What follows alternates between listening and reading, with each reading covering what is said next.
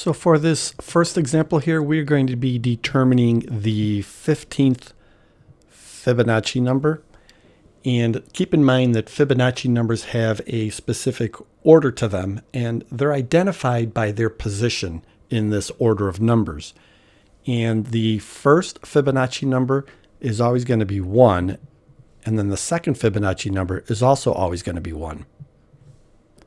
So then the pattern that determines the next Fibonacci number is we always add the first two previous numbers to determine the next one. So then the third Fibonacci number here would be 1 plus 1. That would have to be 2. And then 1 plus 2, that's 3. 2 plus 3, that's 5. 3 plus 5, that's 8.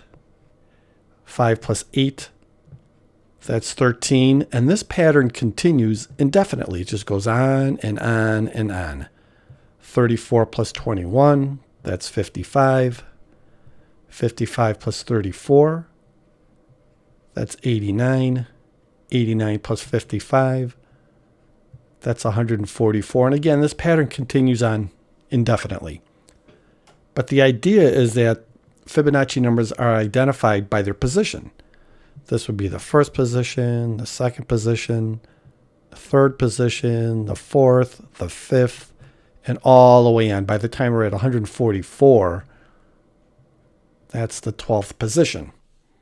So since Fibonacci numbers are identified by their position, we can label it.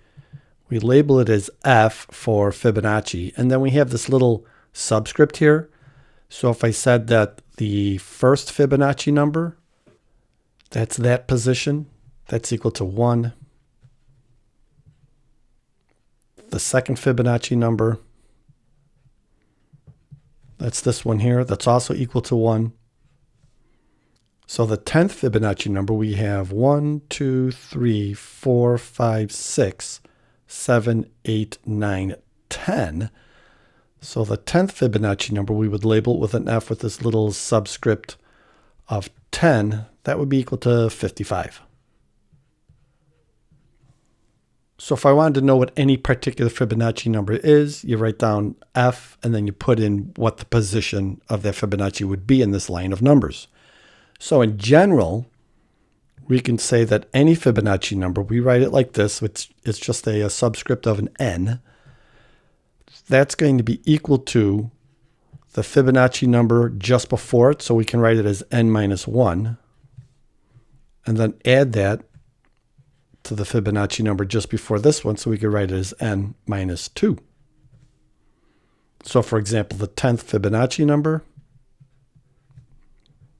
that would be equal to the 10 minus 1, which of course we know that to be the 9th, plus the 10 minus 2, which would be equal to the 8th.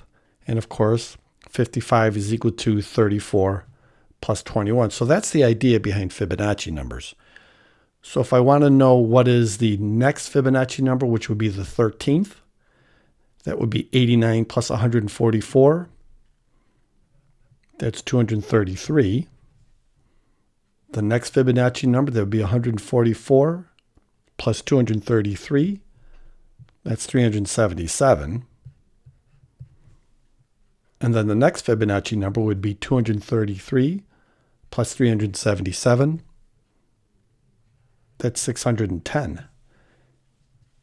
You can see here, if this is the 12th, here's the 13th, the 14th, and here is our 15th Fibonacci number, which is what we're trying to find for this problem. So we can write it as the 15th Fibonacci number equal to 610. And there we go.